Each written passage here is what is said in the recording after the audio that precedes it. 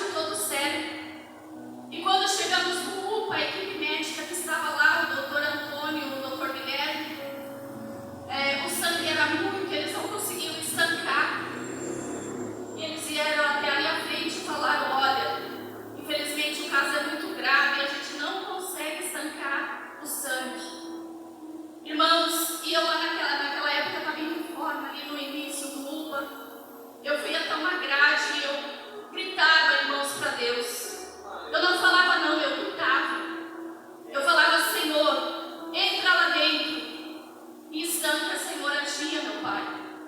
E nós ali em oração, e eu clamando a Deus, porque se não estancasse a hemorragia, não tinha nem como levar ele para Bauru. E ali, irmãos, a gente orando, estanca a hemorragia. Aí a ambulância sai, vai para Bauru, leva para o hospital de base.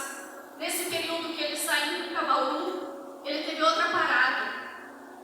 E essa eu não sabia, fiquei sabendo depois. E ali no meio, a gente continuando em oração. Os irmãos já estavam orando, eu orando. Chega no hospital de base, o médico não deixa a gente ficar aquele sábado, no restante do dia.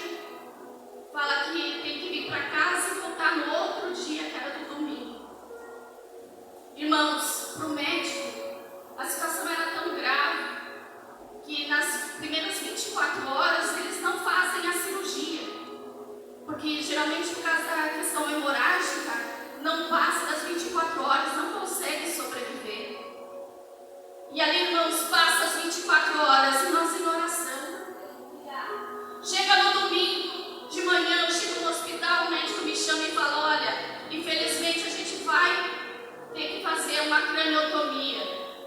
É uma palavra que assusta, né? Saber que a cabeça já é algo complicado.